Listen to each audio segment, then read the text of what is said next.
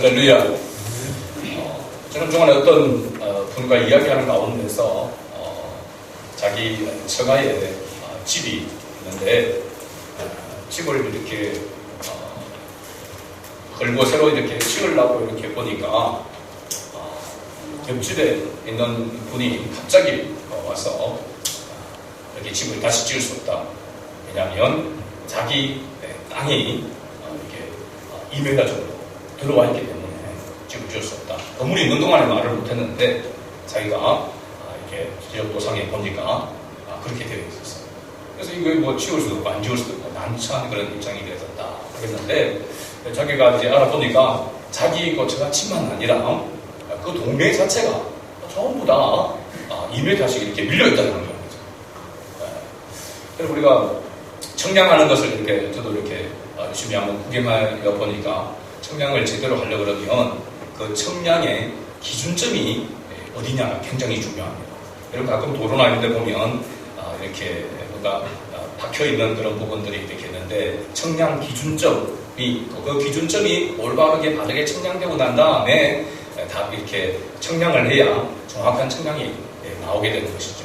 그러니까 기준점이 변하거나 틀려버리면은 나머지 모든 그 청량한 것은 다 다르게 되고 틀리게 될 수밖에 없다라는 것이죠. 그래서 이 기준점이 굉장히 중요하다. 우리가 지난주에 사탄의 대리자인 뱀과 여자의 대화하는 그런 장면에 대해서 우리가 살펴보았습니다. 사탄의 미혹을 받고 그 생각에 미혹이 들어와 미혹을 받아서 생각이 오염되어지니까 하나님이 원래 그들에게 준 기준점이 변하게 되어지게 되고 그래서 그 이후로 본전 그 당시 이 사탄에 미혹되기 전에 생각이 오염되기 전에는 보이지 않던 것들이 보여지는 그런 현상이 일어났습니다. 그래서 선악을 알게 하는 나무를 볼 때에 보암직도 하고 먹음직도 하고 지혜롭게 할 만큼 탐스럽기도 한 그런 모습이 보이죠. 그건 바로 육신의 정욕과 안목의 정욕과 이생의 자랑이라고 이렇게 말씀을 드렸습니다. 그러한 것에 이제 미혹되어지고 난 다음에 그들은 바라보는 그 기준이 눈이 관점이 변하게 되어질 것이죠. 그러므로 그들이 죄악에 빠지게 되어지게 되고 결국은 사탄의 그 미혹을 받아서 타락하게 되어지는 그런 불행한 역사가 바로 인류의 조상인 아담과 하와를 통해서 우리가 있었다라고 하는 것을 살펴보았습니다.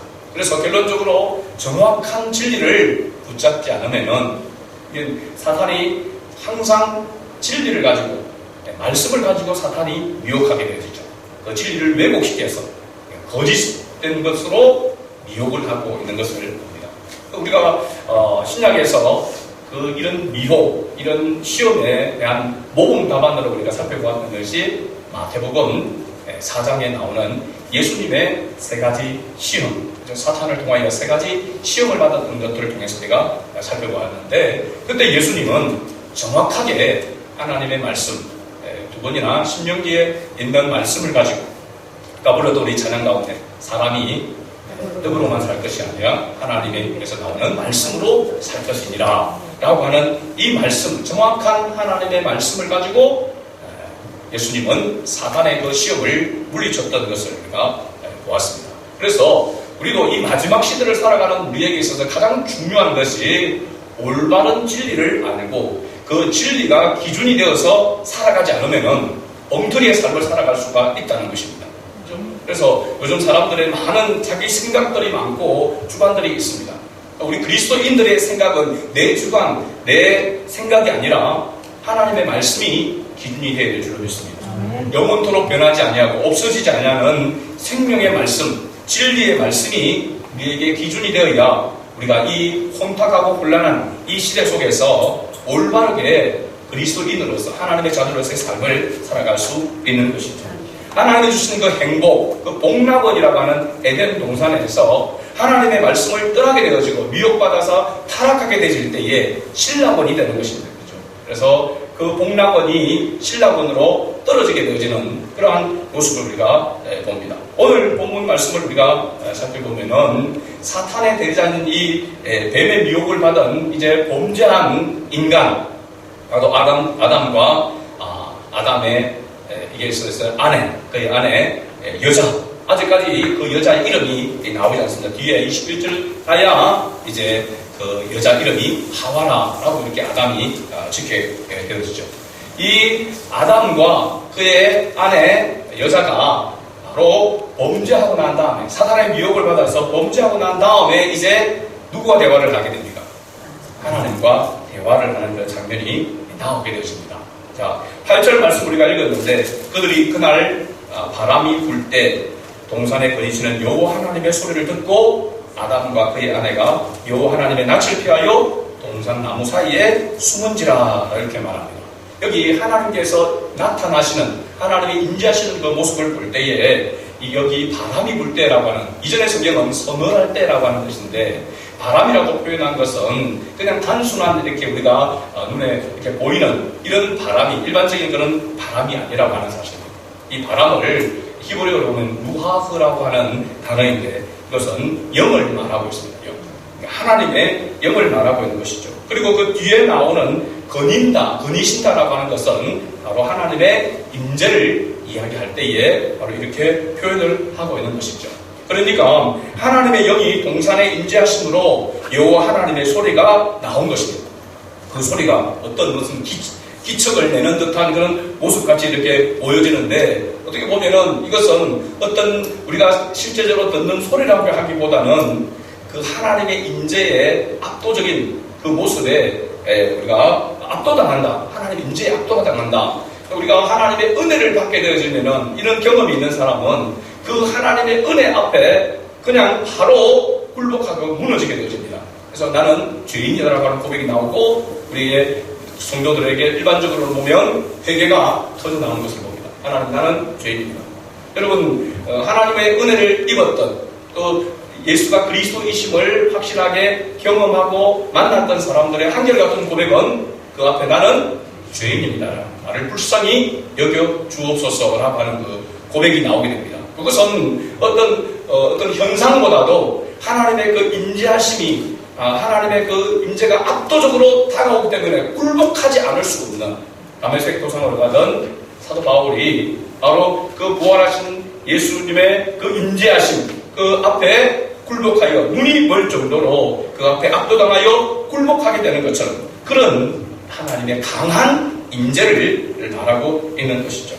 그 강한 임재, 여기서 보면 하나님의 영, 바람이라고 하는 것과 뒤에 하나님의 소리라고 하는 이 부분이, 이 소리는 실제적으로 히브리어로도 콜입니다. 콜. 이 두 가지가 함께 나올 때는 어떤 목적을 가지고 나타나느냐 하면 하나님의 심판을 예고한다는 것입니다. 하나님의 심판. 그래서 하나님의 영이 동산에 임재함으로 하나님의 소리가 들렸다라고 하는 것은 하나님의 심판이 거기에 임했다는 것입니다. 여러분, 하나님의 심판은 아무 데나 임하는 게 아니죠. 하나님의 심판은 어느 때에 임하게 됩니까? 죄가 있을 때. 죄가 있는 곳에는 반드시 하나님의 심판이 나타나게 됩니다. 인간이 하나님의 창조 질서 안에 순종하며 살 때에는 바로 평안이죠. 샬롬을 맛보게 되어지게 되고, 그 하나님의 친밀한 교제, 하나님과 친밀한 교제가 이루어짐으로 행복을 누리게 되는 것이 원래 하나님께서 인간을 창조하신 그러한 본 모습입니다. 그러나 죄가 들어오면서 평안, 샬롬이 파괴되어지게 되고 행복은 불행으로 바뀌어지게 된다는 것을 볼 수가 있습니다. 죄가 인간에게 들어올 때에 나타나는 반응이 어떠한가라고 하는 것을 오늘 본문을 통해서 우리가 살펴보기로 합니다. 첫 번째는 여호와 하나님의 낯을 피하여 숨는다라고 하는 사실입니다.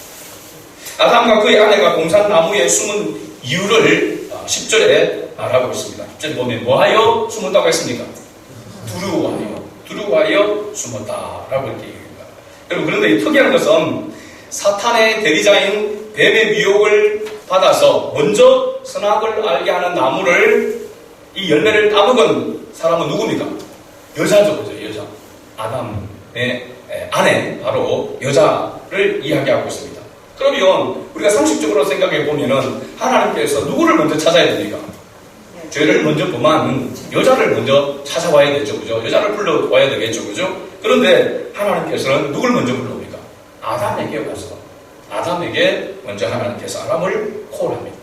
여호와는 구절을 보면 여호와 하나님이 아담을 부르시며 그에게 이르시되 라고 이렇게 말하고 있습니다. 실제로는 우리가 6절에서도 살펴보았듯이 지난주 말씀에 보면은 이미 아담과 하와는 그 장소에 함께 있었다라고 하는 것을 우리가 알 수 있습니다. 그죠? 함께 있어서 자기가 따먹고 또 그 남편 아담에게도 주었다라고 이렇게 이야기하고 있습니다. 그러니까 하와 혼자, 여자 혼자 있을 때에 선악을 알게 하는 열매를 따먹는 것이 아니라 같이 함께 있었다라고 하는 것입니다. 그런 모습을 보면 그런데도 불구하고 우리가 상식적으로 생각하면 먼저 따먹은 미혹을 먼저 받은 여자에게 하나님이 찾아와서 말해야 되는데 아담에게 찾아왔다는 것입니다. 어떤 이유일까요? 성경 전체적인 흐름을 보게 되면 이것이 대표성의 원리라고 이렇게 이야기합니다. 예를 들면 우리가 남편이 가장이라고 이렇게 할 때에 아내가 또는 자녀가 잘못을 했을 때에 그 책임을 누가 지느냐? 남편이 져야 한다는 사실입니다.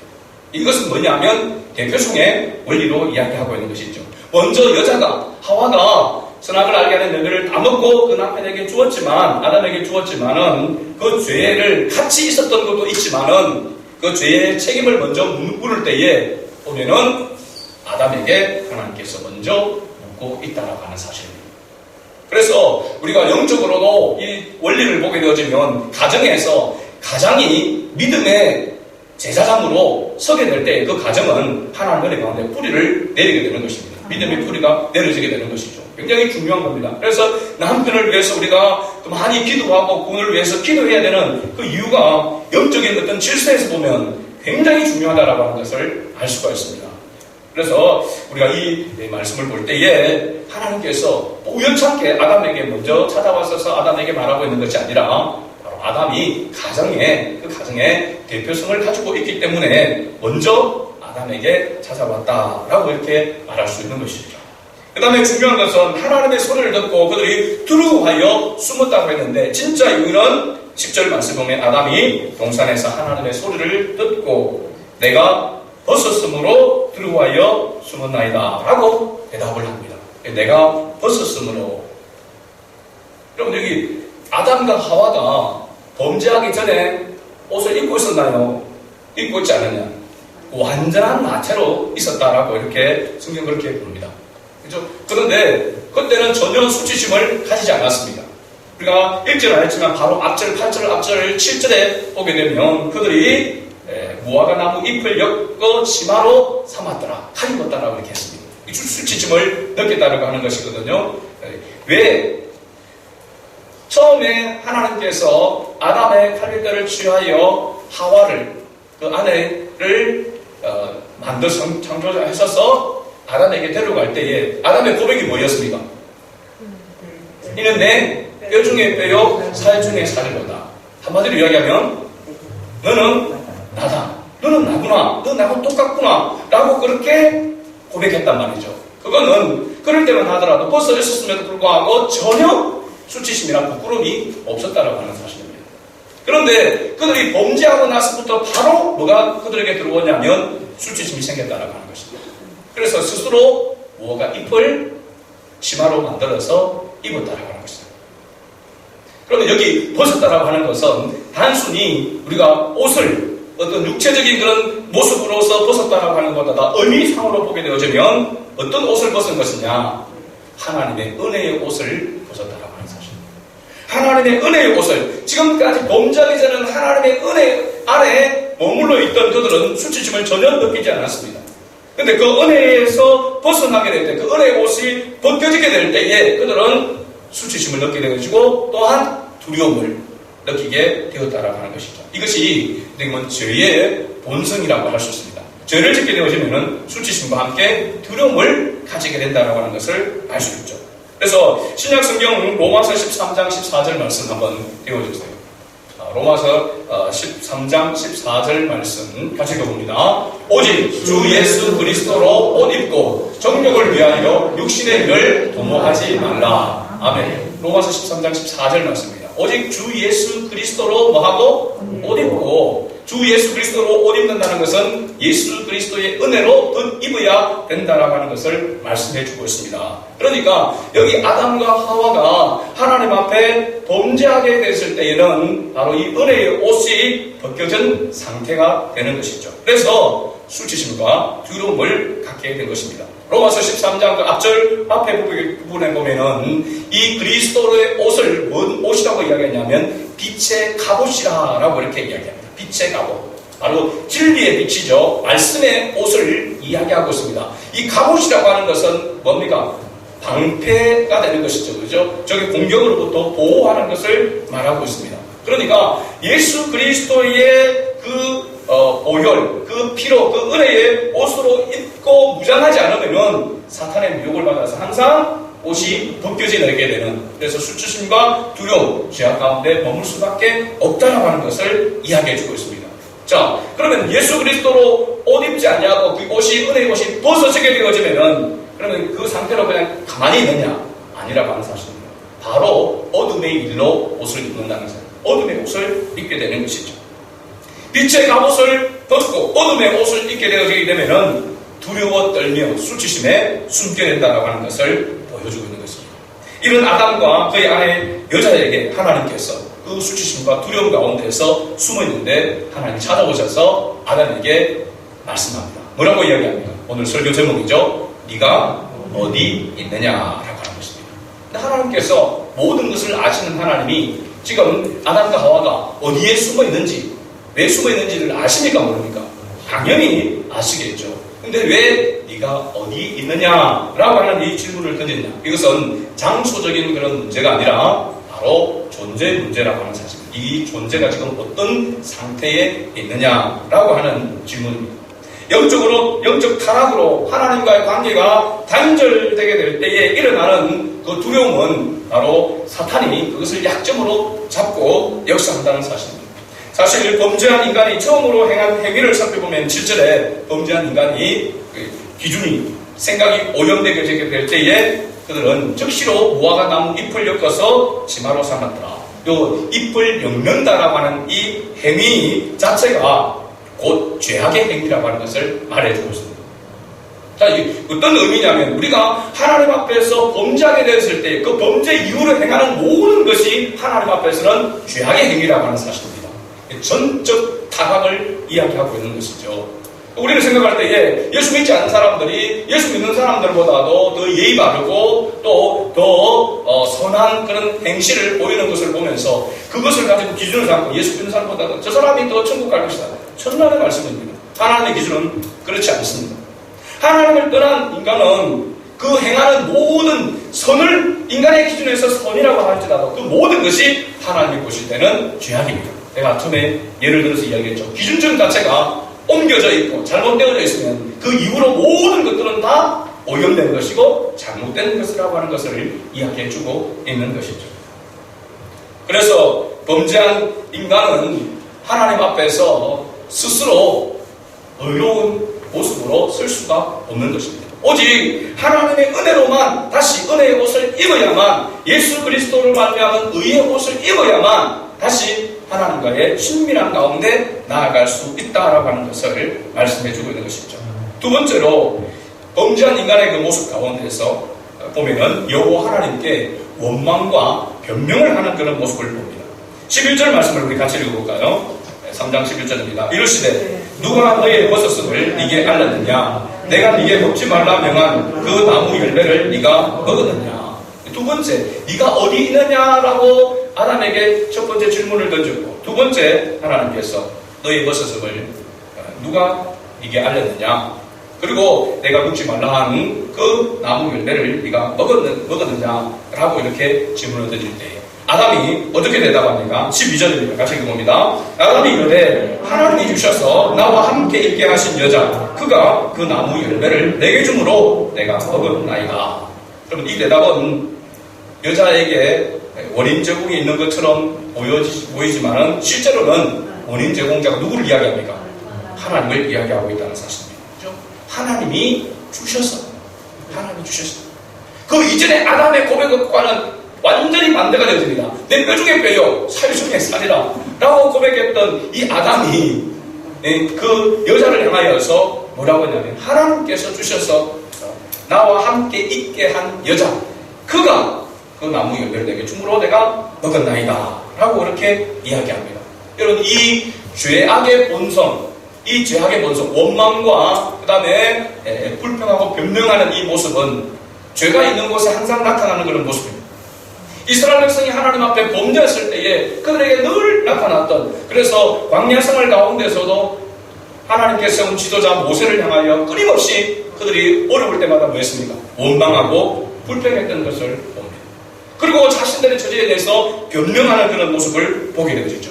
그 원망과 불평, 그 변명은 곧 모세를 향한 것이 아니라 그것은 하나님을 향한 것이라고 하나님께서 그렇게 말씀하셨고, 그래서 이스라엘 백성들에게 하나님께서 뭐 하셨습니까? 징계하셨던 것을 볼 수 있습니다. 그리고 오늘 우리도 마찬가지입니다. 우리가 여러 가지 힘들고 어려운 일을 당하고 또 그런 어떤 불행한 일을 당하기도 하고 또 그런 여러 가지 불이익을 당하는 그런 가운데 있으면은 누구 때문에라고 이렇게 변명을 많이 합니다. 실제적인 것이 사실일 수 있습니다. 누구 때문에? 아내 때문에, 남편 때문에, 자녀 때문에, 그죠? 직장 동료 때문에, 또 친구 때문에, 이웃 때문에, 누구 때문에라고 하는 변명을 우리가 하게 되어지게 되고, 그 변명으로 원망을 하게 되는 그런 모습이 우리들의 모습 속에서 너무나도 자주 일어나고 있는 것을 봅니다.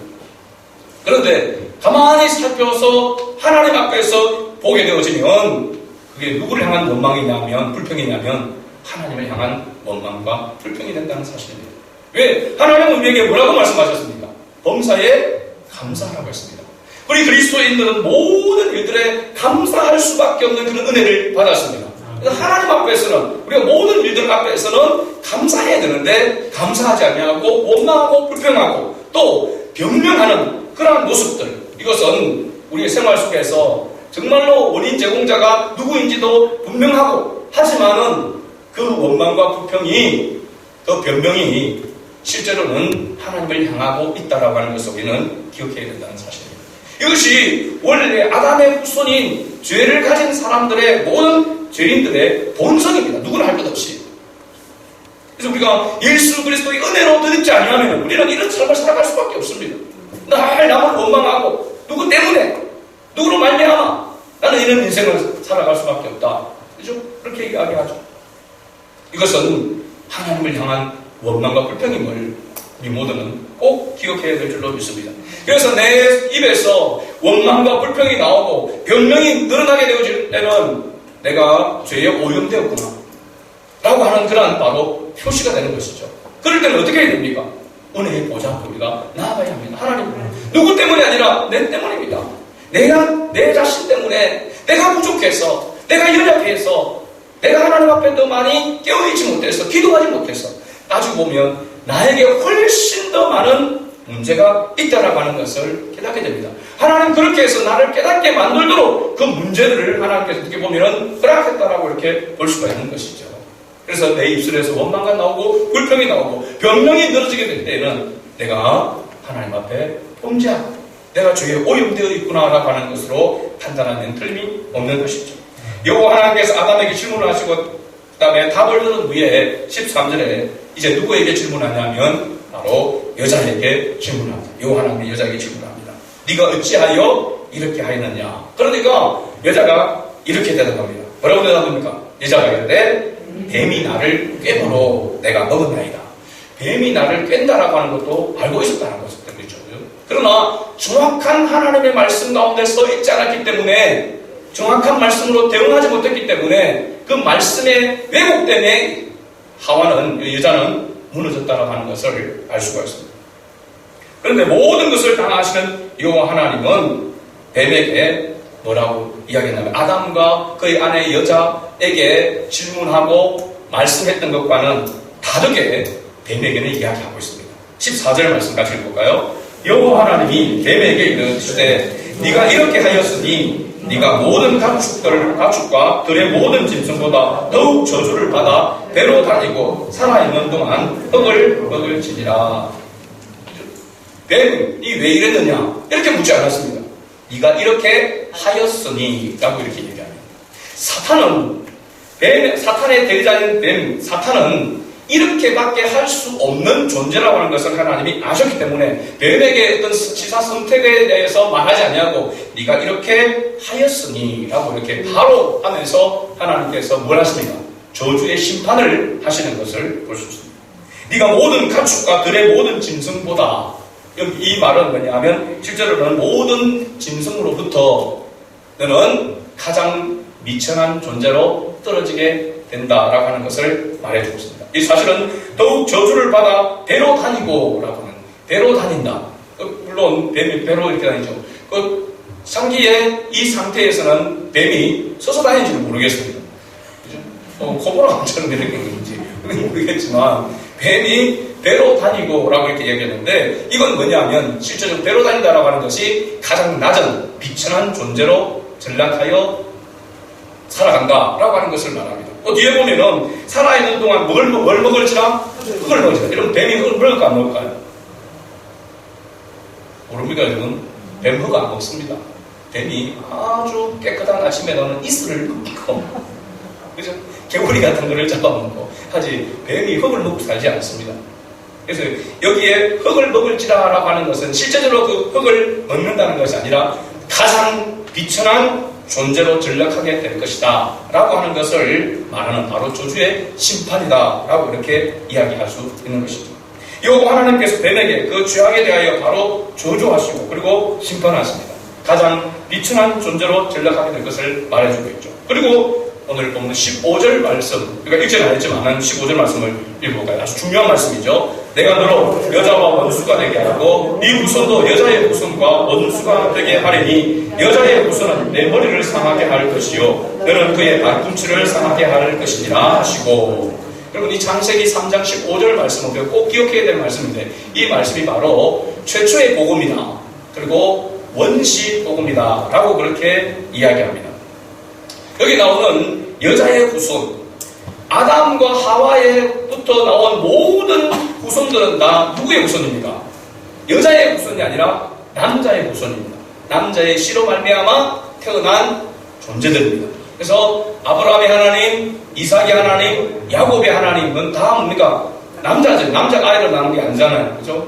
그 씨가 나왔다라고 하는 것을 이야기해 주고 있습니다. 그런데 여기에 여자의 후손이라고 하면 여자의 후손은 누굽니까? 바로 예수 그리스도를 예표하고 있다라고 하는 것을 알 수 있습니다. 예수님은 동정녀 마리아를 통해서 성령으로 잉태하여 남자의 씨로 말미암아 오신 분이 아니심을 이야기하고 있죠. 그래서 여자의 후손이라고 이야기하고 있고, 이 여자의 후손이 바로 뱀의 머리를 상하게 할 것이다. 사탄의 머리를 상하게 할 것이다. 여러분, 머리와 그 다음에 대비되는 것이 뭐냐면 발꿈치입니다. 발꿈치.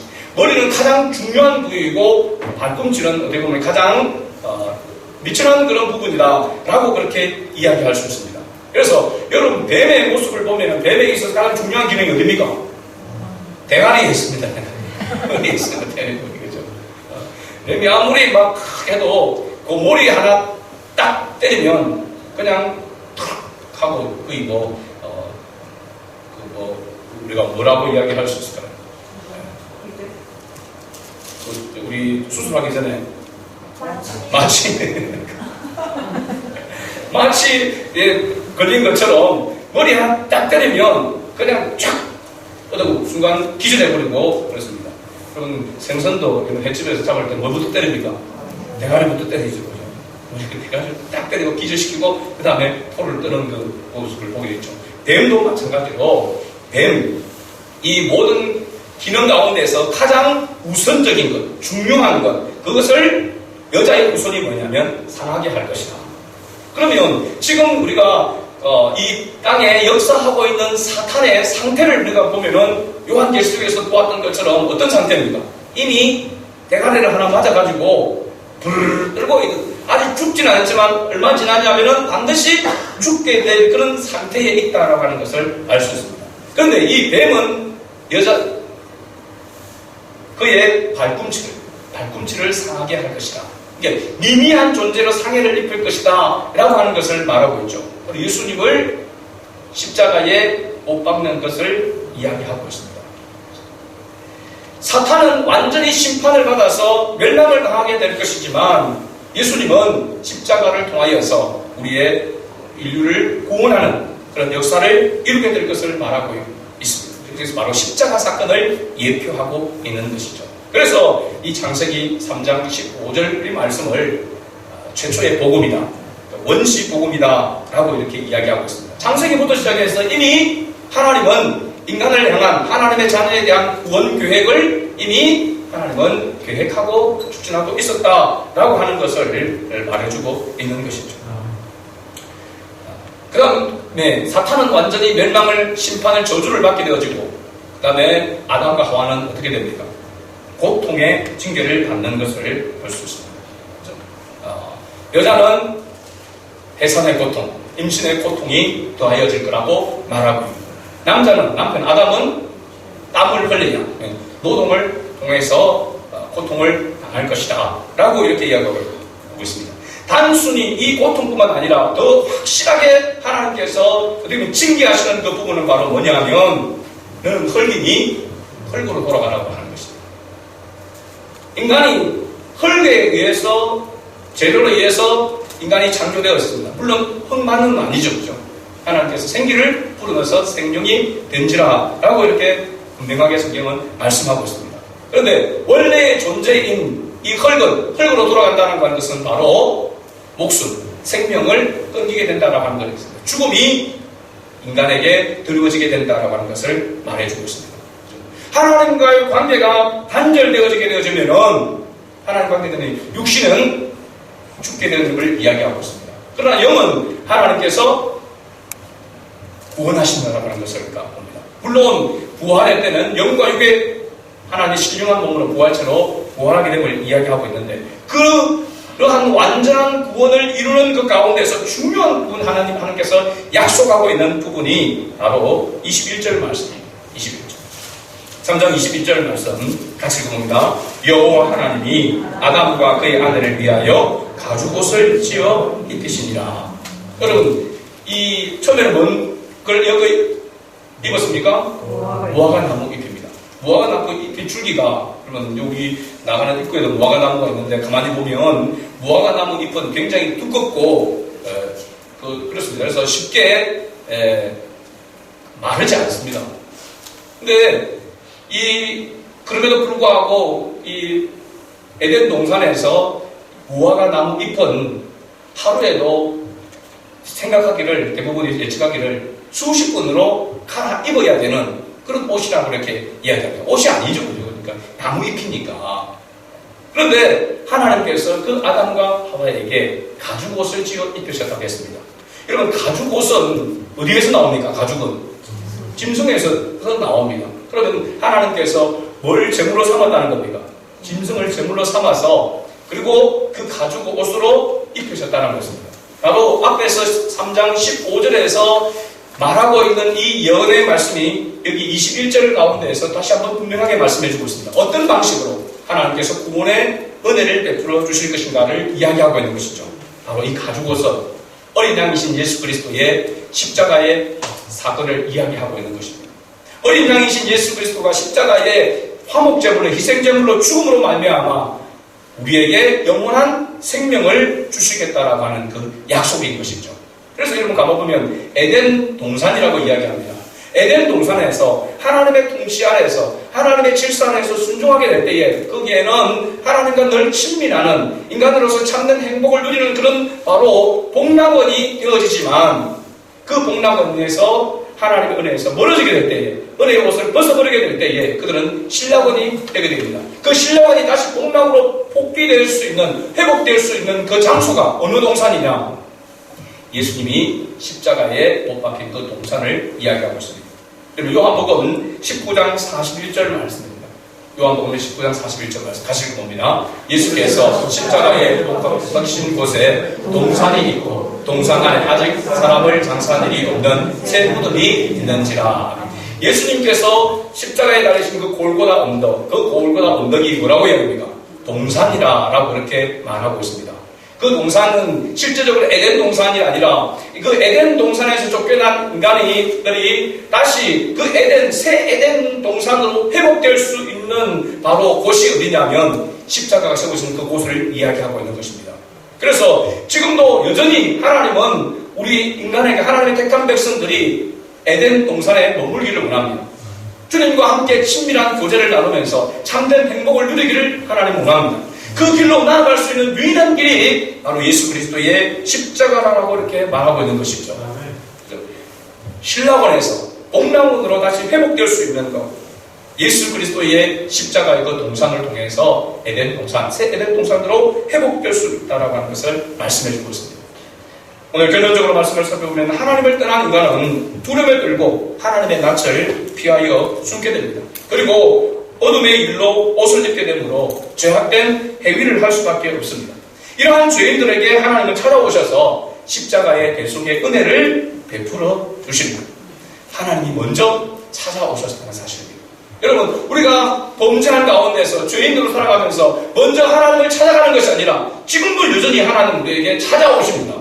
그래서 하나님께서 잃어버린 자를 하나님께서 불러 모으실 때에 하나님의 사람을 보내셔서 하나님의 말씀을, 진리를 들려주심으로 그들을 콜하고 있는 것을 볼 수가 있습니다. 그 하나님의 인재, 하나님의 그 인재와 능력이 함께할 때에, 말씀 가운데, 복음 가운데 함께할 때에 그게 압도되어서 하나님의 택한 자는 돌아오게 된다는 사실입니다. 할렐루야. 여러분, 이것이 하나님의 말씀의 능력이고 복음의 능력인 것입니다. 그래서 전도는 내가 하는 것이 아닙니다. 교회에 데려오는 것, 이 자리에, 이 장소에 데려오는 것이 전도가 아닙니다. 예수가 그리스도이심을 믿는 것이 전도, 믿게 하는 것이 전도인 것이죠. 그죠? 그건 내 힘으로, 내 능력으로 되는 것이 아닙니다. 나의 미천하지만은 내가 주님의 완전한 말씀을, 능력의 말씀을 선포할 때에 하나님의 능력으로, 하나님의 인재와 능력으로 역사하셔서 그 영혼을 살려 이끌어낸다는 사실입니다. 그것이 전도의 능력인 것입니다. 그러니까 여러분, 우리가 착각하지 말아야 될 것은 내 능력으로, 내 실력으로, 내 설득으로, 내 가진 지식으로 전도할 것이라고 생각하는 사람은 크게 착각인 것입니다. 내가 내 입술을 통해서 선포되는 이 복음이 나의 능력이 아닌 하나님의 능력임을 우리는 확신하게 될 때에 어느 때나 때를 얻든지 못 얻든지 주님의 복음을 전가하는 자가 될 수가 있는 것이죠. 하나님은 어제나 오늘이나 창조 이때부터 시작해서 지금까지 하나님이 이 동일한 방법으로 하나님의 택한 백성을 부르시고 계신다는 사실입니다. 먼저 우리가 우리의 모습이 어떠한가, 원망과 불평과 변명으로 그렇게 두려움과 또 수치심으로 우리가 그 가운데 머물러 있다면 우리는 주님 앞에, 은혜의 보좌 앞에 적시로 나아가야 되고, 하나님의 은혜 안에 머무는 우리는 이 은혜의 복음을 아직 이 은혜의 복음을 알지 못하는 자에게 선포하고 증가하는 이 사명을 우리가 감당해야 될 줄로 믿습니다. 이러한 은혜가 우리 모두에게 있기를 주의 이름으로 축복합니다. 아멘.